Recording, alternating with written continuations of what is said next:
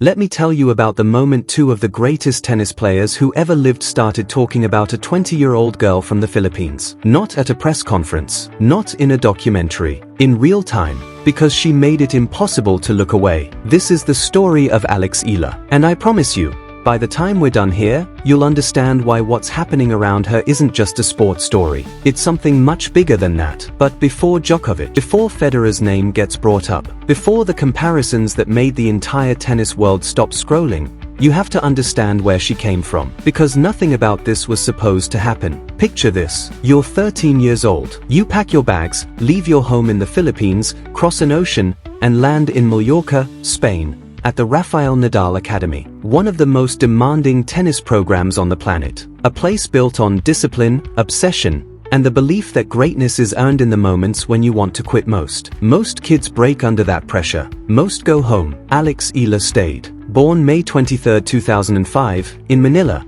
her father a businessman, her mother Rina a former swimmer who won bronze for the Philippines at the 1985 Southeast Asian Games. Sports wasn't just something in her household, it was in her blood. And the results came fast. By October 2020, she was ranked second in the world in the ITF junior standings. Then in 2022, she did something no Filipino had ever done. She won the US Open girls singles title. The whispers started almost immediately. The Philippines has a tennis player. But here's the thing about junior success. It doesn't prepare you for what comes next. The WTA Tour is a different world entirely. The travel grinds you down. The losses pile up in ways the junior circuit never warned you about. And for Eala, the transition was brutal. She struggled. She lost early rounds. She came back from Grand Slam qualifying draws with nothing. Critics started asking whether Miami was a fluke, whether the whole Filipino tennis prodigy narrative was just a feel-good story people wanted to be true. Then Miami 2025 arrived, and everything changed. She entered that tournament ranked 140th in the world on a wild card. Let that number sit for a second. 140. She wasn't supposed to be in the draw. Nobody had circled her name. Nobody was writing previews about her. Nobody except Alex. What happened over the next 2 weeks wasn't just a tennis result. It was an earthquake. Round by round, the wild card kept winning. She took down Jelena Ostapenko, former French Open champion. Then Madison Keys, the 2025 Australian Open winner, making her the first Filipino woman ever to beat a Grand Slam champion and a top 10 player at a WTA event. In the round of 16, she walked past Paula Badosa, the 10th seed, like she belonged there. And then came the quarterfinals. Aryna Sabalenka, the second-ranked player in the world, the woman who had been scaring every player on the tour, gone. Beaten by a 19-year-old wild card who wasn't even supposed to be in the building. The Filipino diaspora, spread across every continent on Earth, lost their minds all at once. Social media servers almost couldn't keep up, and Eala stood on that court with that smile. Calm, composed, graceful. Paul Annacone, who'd coached Federer himself, described it perfectly. She has a beaming smile that fills the room. When she beat Sabalenka, she did it with so much elegance and humility. Elegance and humility. Hold on to those words. Because later in this story, when everything around her turned ugly, those two qualities would be the only things keeping her upright. In her own words, on a podcast afterward, "I think Miami has to be the turning point of my career. That's what put me on the map. I look back and I just think, wow, that was wild." Wild is the right word. From wild card at 140 to historic semifinalist. From unknown to the new face of an entire nation's hope, in 2 weeks flat. But here's what nobody warned her about. The bigger the flame, the more dangerous the heat. And then came January 2026. The Australian Open, Melbourne Park. Eala is now inside the top 50. It's her first main draw appearance at a Grand Slam. And the crowds that showed up were unlike anything Melbourne had seen for a first-round women's match in years. Lines stretched around the building before her matches at smaller venues. The tournament actually posted on their own social media that they needed to consider putting her in bigger stadiums going forward. The tournament had to say this publicly. One person watching all of it unfold,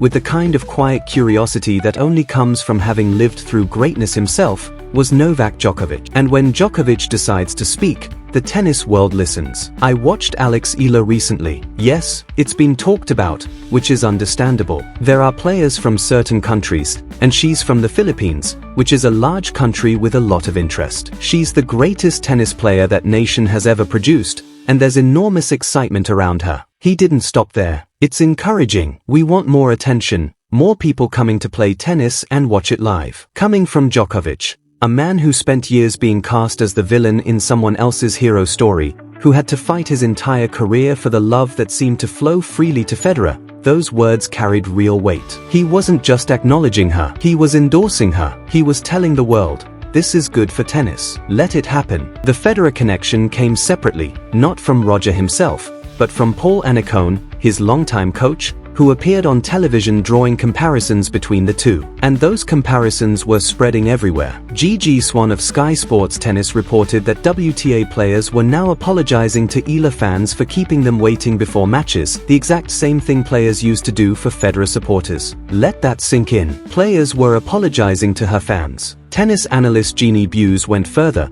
saying on the Tennis Channel that in terms of worldwide support and the crowd she draws, Eala reminded her of Taylor Swift. In the same breath, names like Michael Jordan, Sanya Mirza, and Roger Federer were being attached to a 20-year-old who, just a year earlier, couldn't get past Grand Slam qualifying. But here's what the headlines kept missing. The part that actually matters most. The hate didn't come from rivals. It didn't come from critics. It came from the people who were supposed to love her most. After Eala lost in the first round of the Australian Open to Alicia Parks in 3 sets, something dark crept into the comments. Fans, Filipino fans, her own people, the millions who had stayed up through the night to watch her, turned. The weight of being a national hero, of being compared to Michael Jordan, of carrying 110 million people's hopes on one racket, suddenly came crashing down all at once. And it was Rafael Nadal who stepped into the middle of it. The man whose academy she trained at, whose courts she first learned the game on, whose work ethic she spent years trying to absorb. He became,